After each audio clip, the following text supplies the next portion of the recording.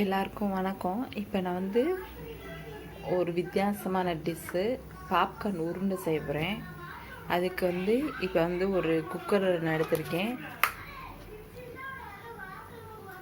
அதில் வந்து ரெண்டு டேபிள் ஸ்பூன் எண்ணெய் ஊற்றிக்கிறேன்.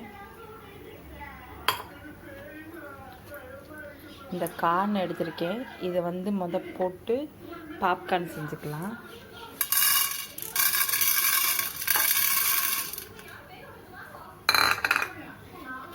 இதை அப்படியே மூடி வச்சிடலாம். பாப்கார்ன் ரெடி ஆகட்டும்.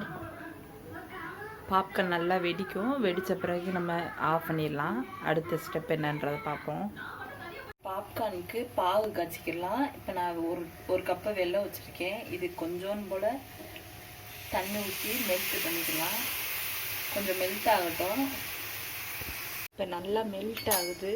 இன்னும் லேசாக வர்றதும் நல்லா கட்டி இல்லாமல் மெல்ட் ஆகிக்கிறட்டும்.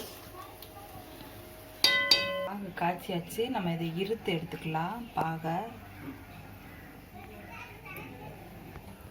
இப்போ இருத்துட்டு திருப்பி அதே சட்டியில் ஊற்றி இருக்கேன். இப்போ வந்து நம்ம வந்து பாப்கார்ன் போட்டுக்கலாம். இது வந்து இப்போ நான் உள்ள குக்கர்லேருந்து எடுத்த பாப்கார்னு. இதை வந்து இதில் சேர்த்துடலாம்.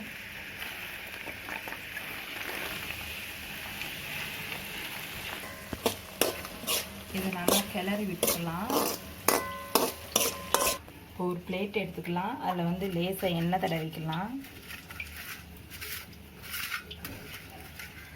இப்போ இதை நம்ம கிளறியாச்சு. இதை இறக்கி அதில் கொட்டிடலாம்.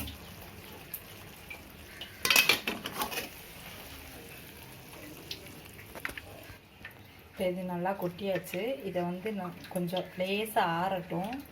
நம்ம கையில் பிடிக்கிற சூடு வரைக்கும் ஆறட்டும். லேசாக ஆறிடுச்சு. இப்போ லைட்டாக எண்ணெய் கையில் தொட்டுக்கலாம். தொட்டுக்கிட்டு இதை அப்படியே உருண்டை பிடிப்போம். நம்ம